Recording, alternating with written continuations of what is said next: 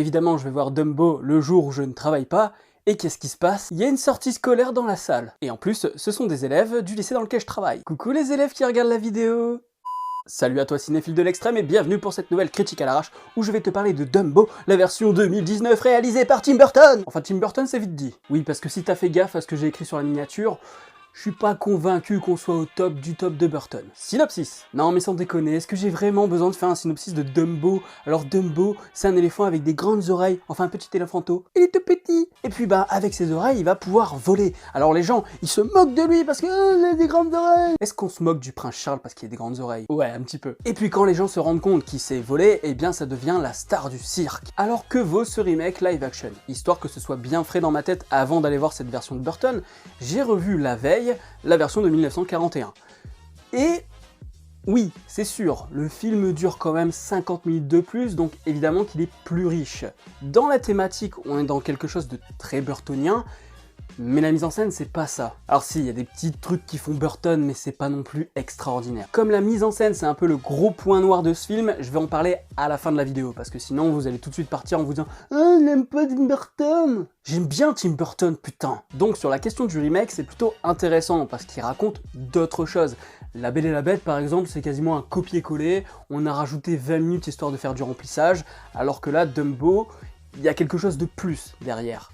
Notamment la petite référence à Disney, la mise en abîme Disney, mais je vais y revenir plus tard. Pour l'instant, ce qui m'a plu dans le remake, c'est que c'est pas un copier-coller, mais qu'on retrouve quand même des choses intéressantes. On retrouve par exemple, Dumbo qui se cache sous le ballot de paille, les éléphants psychédéliques, en moins bien, quelques musiques que l'on connaît déjà, des arrangements de Danny Elfman par rapport aux musiques de celui de 1941. Enfin voilà, c'est un remake original dans le sens où il aborde quand même des nouvelles thématiques, mais il fait quand même des petits clins d'œil à la version d'origine. Mais ce que j'ai aimé justement, c'est que comme il est plus long, il y a de quoi enrichir le discours. Alors certes, plus long, peut-être trop long, c'est-à-dire que parfois je me dis « Oula, putain, allez, on rame là, on avance un petit peu parce qu'on se fait chier ». Mais heureusement, les thématiques sont là. Rien que le personnage de Dumbo, il faut savoir quand même que c'est un personnage qui est totalement dans la thématique de Burton. C'est une sorte de freaks, c'est un monstre, c'est un personnage qui est vu et qui est moqué par les autres, c'est un personnage qui n'appartient pas à ce réel finalement, un peu à la manière des Deux Romains d'Argent, de Charlie la chocolaterie, Big Fish aussi, enfin voilà, il y a ce personnage qui n'appartient pas à l'univers dans lequel il est inscrit. C'est la définition du fantastique. Et ces personnages-là, eh bien évidemment que Burton y est très attaché, parce que Burton c'est lui le freaks finalement. Quand il était gamin, il se considérait comme un freaks. Aujourd'hui encore, enfin moins maintenant, mais quand il a débarqué dans le monde Hollywood, les gens se sont dit « c'est quoi ce mec ?» Et je pense que Burton a réussi à injecter un peu de sa personnalité et de son histoire dans chacun des personnages. Mais Dumbo, ça fait partie des personnages dans la lignée des Deux Romains d'Argent, etc. Donc on retrouve des thématiques burtoniennes. Et c'est une mise en abîme de Disney pour moi. C'est-à-dire que le cirque du personnage de Danny DeVito qui est juste incroyable, il est génial, enfin le film il est bon rien que pour lui parce que toutes ces scènes il est toujours pertinent, il est... Ah putain ouais c'est un bijou quoi. Danny DeVito est un bijou. Et donc ce cirque c'est un peu un cirque indépendant qui commence à bien se casser la gueule, etc. Et qui débarque là, le personnage de Michael Keaton, en mode eh bien écoute, je vais faire fusionner ton cirque avec mon parc d'attractions. Et le parc d'attractions, c'est Disneyland, hein, évidemment. Et donc c'est cet empire Disney qui vient racheter toutes les petites entreprises, et les grosses aussi, hein, parce que Lucasfilm quand même, hein, pour finalement s'approprier l'univers et en faire quelque chose à sa sauce. C'est-à-dire que le Dumbo, de la manière dont il est traité dans le cirque indépendant, eh bien tout de suite, dès qu'il est chez Disney, voilà, petit lapsus, dès qu'il est à Dreamland, eh bien tout de suite, c'est quelque chose de nouveau, c'est quelque chose de plus pétillant, beaucoup plus de paillettes, d'artifices, etc. Et finalement, tu sens que c'est une fusion, mais c'est plus une assimilation. Donc en ça, j'y vois vraiment l'empire Disney qui vient ravaler tout.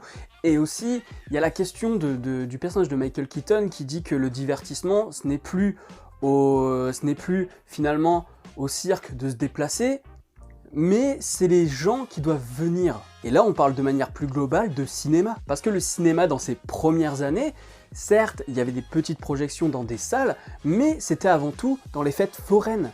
Donc c'était les fêtes foraines qui se déplaçaient, et donc c'est les gens, finalement, qui voyaient du cinéma parce que les fêtes foraines se déplaçaient. Et qu'est-ce qui s'est passé par la suite? On a commencé à créer des vraies infrastructures de cinéma où là, les gens devaient se déplacer. Donc en fait, c'est ça. On t'explique un peu l'histoire du cinéma à travers ça, c'est-à-dire qu'on passe des fêtes foraines à la salle de cinéma, et finalement Dreamland c'est ça aussi, c'est la fête foraine qui passe à une infrastructure de fête foraine complète, où les gens se déplacent pour aller la voir. C'est pour ça qu'en termes de thématique, je trouve pas que Burton est con sur ce coup-là. Par contre, en termes de mise en scène, il faut se demander où est Burton. J'ai l'impression que je l'ai perdu de vue depuis des années là. Je me dis quand même, Dumbo est vraiment un film vraiment très cool, hein. Franchement c'est vraiment très cool, c'est très prenant en dehors de quelques scènes qui ne servent à rien, et donc j'aurais fait un film d'1h30, mais aujourd'hui les blockbusters veulent que ça fasse pratiquement 2 heures minimum, et donc tu te dis oui d'accord, Burton a des très bonnes thématiques, c'est bien raconté, il y a de l'émotion, etc. Mais alors en termes de mise en scène, dans l'esthétique, que ce soit les décors, la manière dont c'est filmé, c'est un peu classique quoi, on est vraiment plus dans du Burton. Alors certes, oui, Dreamland peut faire penser un peu à l'architecture de Metropolis de Fritz Lang, hein, pas celui de Superman, et aussi quand la caméra virevolte parfois, avec des trucs très aériens, avec la musique de Danny Elfman en plus, évidemment que là j'ai pensé à certaines scènes comme Édouard aux mains d'argent quand il taille un bloc de glace et que t'as Winona Ryder qui danse tout autour quoi. Mais il n'y a pas d'inventivité. Le montage est très classique, on se retrouve avec des plans qui sont tout aussi classiques, il n'y a rien, il n'y a pas un moment où je vais me dire « Ouah putain ça c'est Burton !» Alors je dis pas, hein, c'est très bien foutu, mais il n'y a pas de patte artistique. Et c'est là qu'on revient aussi avec la thématique qui est abordée, et c'est l'un des paradoxes avec ce film, c'est que derrière ça, évidemment que ce film parle de Disney et du fait qu'il est en train de vampiriser un peu le marché, mais il parle aussi finalement du fait que Burton, chez Disney, eh bien, on l'empêche de faire ce qu'il veut. Finalement, le personnage de Michael Keaton, c'est les producteurs de chez Disney, c'est les directeurs de Disney. Alors évidemment, dans le film, Disney perd, évidemment, mais dans la réalité, c'est Burton qui perd. J'ai l'impression qu'avec ce film, c'est une fois de plus une mésentente entre Burton qui a une vision et Disney qui lui dit « Non, c'est pas cool, on veut pas ça !» Ou alors Burton est vraiment à moitié mort. Je pense que finalement il y a un peu des deux, parce que Burton est à moitié mort, il a pas besoin de Disney pour faire des films qui sont un peu classiques et sans saveur. Et un peu what the fuck qui part en couille et complètement délirant. Miss Peregrine, je me suis marré, c'était nanar. Va chez Netflix, Tim. Et si je dis ça, c'est parce que chez Netflix, par exemple, eh bien les réalisateurs, j'ai l'impression qu'ils ont l'air de faire ce qu'ils veulent. Voilà, il n'y a pas encore de producteurs pour leur dire non, faites ci, faites ça. C'est peut-être pour ça que Scorsese a voulu y aller, que les frères Cohen y sont allés aussi.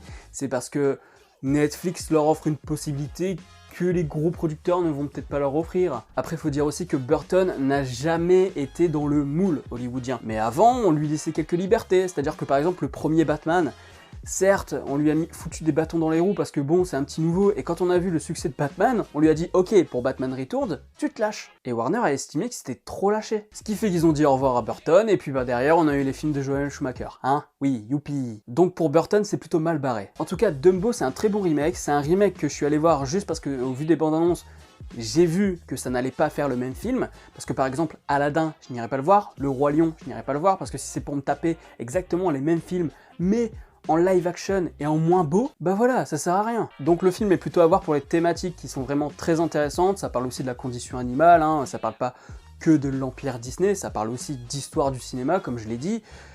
Donc les thématiques c'est vraiment cool, mais alors mise en scène, c'est de très bonne qualité mais plutôt classique. Donc si j'ai une note à lui donner sur Captain Watch, ce serait très bon. Très bon parce que comme je le dis, je me suis quand même bien imprégné de l'histoire, j'étais à fond dedans, mais parfois je me disais ah putain Burton, t'es un petit peu mort de l'intérieur. J'ai kiffé mais en même temps non, parce que Burton ça m'énerve parce que j'ai pas envie de massacrer Burton, et pourtant tu sens quand même que derrière il y a une petite fainéantise ou je ne sais quoi. Bon, tu vois, je suis assez indécis, je vais le noter très bon, mais c'est un très bon, pas loin du pas mal, t'as compris, hein. Si j'ai une note à lui donner vraiment sur 10, ce serait du 7,1, 7,2, quelque chose dans le genre quoi, mais pas plus. Donc, si la vidéo t'a plu, n'hésite pas à mettre un petit pouce bleu, à la partager sur les réseaux sociaux, à me dire en commentaire ce que t'as pensé du film. Quant à moi, je te dis à la prochaine sur la toile. Salut!